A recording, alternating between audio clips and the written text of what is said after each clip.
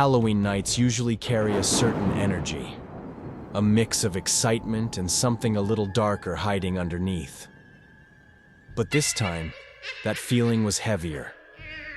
The streets were quiet in a way they shouldn't be, and every carved pumpkin seemed to watch the neighborhood a little too closely. No one realized that two separate horrors were already moving toward the same place, almost as if something wanted them to meet.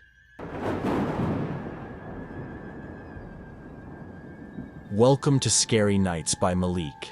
Tonight, I'm bringing you a Halloween tale stitched together from two real encounters. Stories that were never meant to meet, but somehow found their way into the same dark path. Turn off the lights, settle in, and let's step into the kind of Halloween night people don't talk about once the sun comes up.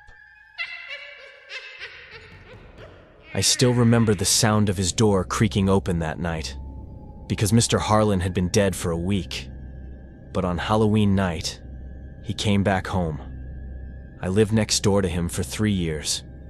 Quiet man. Always wore the same brown jacket. Always watered his garden at sunrise. He never talked much. Just nodded, smiled, and said, "Morning, kid." Then one morning, an ambulance came. Heart attack, they said. Died alone in his living room. They took his body out in a black bag. His house went quiet after that. No lights, no sound. Just an empty shell next door. Until Halloween. That night, the neighborhood was alive. Kids shouting, fake cobwebs on every porch, pumpkins glowing everywhere. I was home alone, handing out candy. Around 9 p.m., the street got quiet. The trick-or-treaters stopped coming. I sat on my couch, scrolling through my phone, when I heard it. Thud. It came from the house next door. Mr. Harlon's house. At first, I thought it was a raccoon, or maybe the wind. Then I heard the second sound. Creak. The sound of his front door opening. I froze.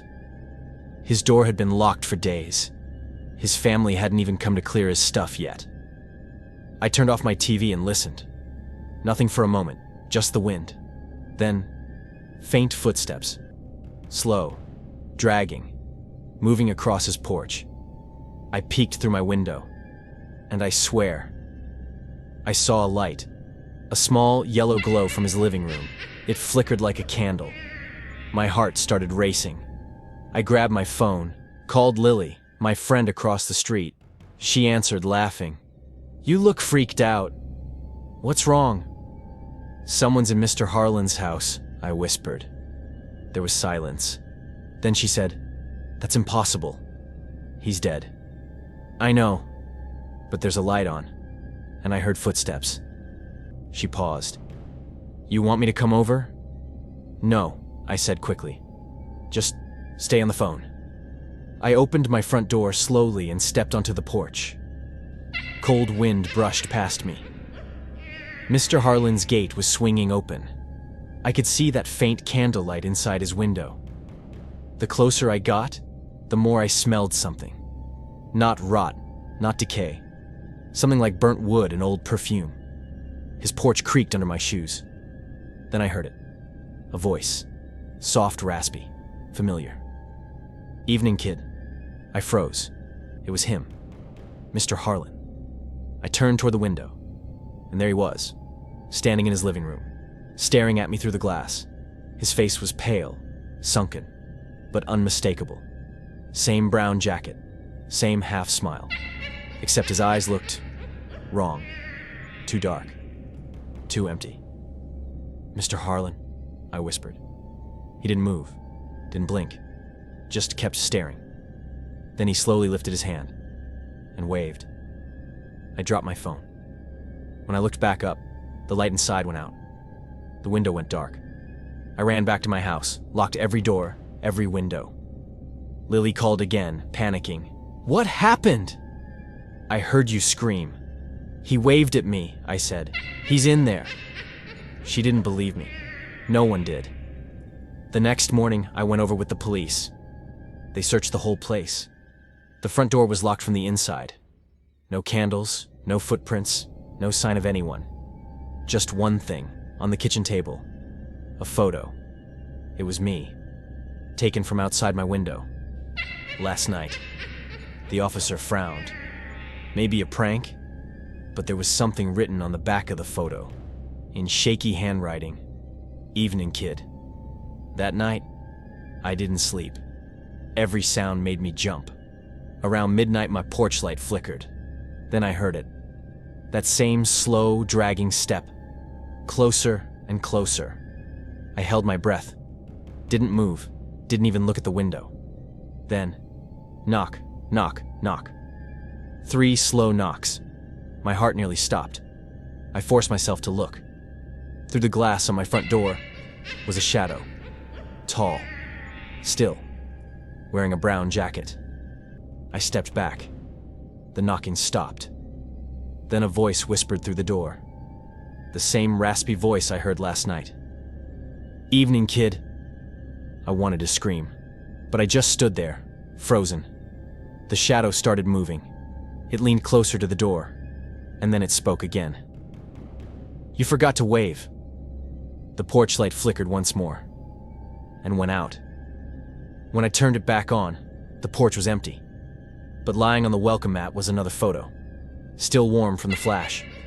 It showed my front door, open, and me, standing there, smiling, eyes black as night. That was 3 days ago. Since then, every night at exactly midnight, I hear him walking across my porch.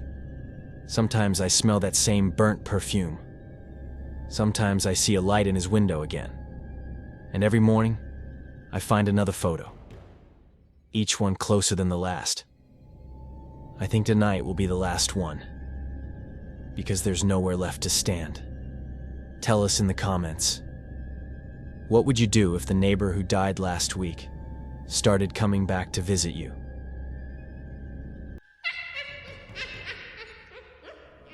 I remember that Halloween night like it just happened. The night I saw my own dead face in a photo. It started simple. A small get-together at my friend Lily's house. Pumpkins, candy, bad horror movies. We were just trying to have fun. But something felt off. Around 10 p.m., Lily said, "Let's take some Halloween photos before we go out." She had this old Polaroid camera, the kind that spits out pictures right away. She said it made the photos look more authentic. We all posed, me, Lily, Sam, and Mark, just laughing, pretending to be scared. The first photo came out fine. In the second one, something was wrong. Lily frowned. "Weird. It looks like there's someone behind you, Alex." I laughed it off. "Yeah, right. Nice try." But she handed me the photo, and my smile froze. Behind me, in the corner of the frame, stood a figure. Tall. Still. Wearing what looked like a long black coat. No face. Just empty darkness where the head should be. At first, I thought it was just a trick of the light. A shadow. But then I looked closer. The figure's hand was resting on my shoulder. I swear I could feel something cold there, like a faint pressure. I brushed my shoulder, pretending to joke. Creepy. Guess I've got a ghost fan. Everyone laughed nervously, but no one said anything else. We tried to move on. At midnight, Lily wanted to take one more photo. "One last shot," she said. This time we stood in front of her house. The porch light flickered, and fog from the street drifted toward us. She snapped the picture. The camera clicked, then jammed. Lily shook it a bit until the photo slid out, half developed. We waited. The image slowly appeared. This time, I wasn't in it. Everyone else, Lily, Sam, Mark, clear as day. But where I should have been was just a dark shape, like I'd been erased. Only the faint outline of my shadow remained. "Okay, that's creepy," Sam said. Mark laughed. "It's probably just the film. These old cameras screw up all the time." But Lily's hand was shaking. "No," she whispered. "It doesn't mess up like that." I took the picture and shoved it in my pocket. Didn't want to look at it again. Later, as we walked down the street, I felt uneasy. The air felt heavier, colder, and every time I passed a window, I thought I saw someone standing behind me in the reflection. That tall, faceless figure. I told myself it was my imagination. Halloween night. Too many scary movies. But then I heard it. A faint click, like a camera. I froze and looked around. The street was empty, but I could smell something. Burnt film, like old chemicals. Lily noticed I'd stopped. "Alex, you okay? Did you hear that?" I asked. "Hear what?" "The camera." It clicked again. She looked at me confused. "No one's taking pictures."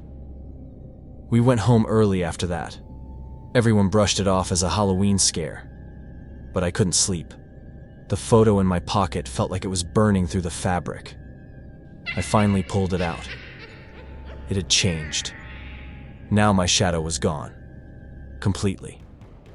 The space where I stood was just empty darkness, like the faceless figure from the first photo had swallowed it. My phone buzzed. A message from an unknown number. No name. No photo. Just an image attachment. It was a photo of me, sleeping in my bed, taken from the corner of the room. I jumped up, heart pounding. No one was there. I checked every door, every window. All locked. The photo on my phone changed again. Now, I wasn't alone in it. That same dark figure stood over me. I grabbed my jacket, ran to Lily's place, banged on her door until she opened. Her eyes widened when she saw me. "Alex, how did you—" She stopped mid-sentence, pale as paper. "What?" I asked. She pointed at her polaroid camera sitting on the table. "I took another picture after you left. Just to make sure the film wasn't bad, she handed me the photo." My throat went dry. It was me, standing outside her window, smiling. But my eyes, they were black, completely black. And behind me, the figure loomed taller than before. I didn't remember standing there. Didn't remember smiling. Lily whispered, "Alex, you need to leave." I nodded and stumbled back into the cold night. That was 3 nights ago. Since then, my reflection has started fading. Mirrors, windows, sometimes I can see through myself. And at night, I hear that faint click again, closer each time. Sometimes I even smell the burnt film before I sleep. Last night, I woke up to a soft sound right by my ear, a whisper, then a flash. There's another photo on my phone now. I'm lying in my bed, eyes open, dead. The timestamp says, tomorrow, 12:01 a.m.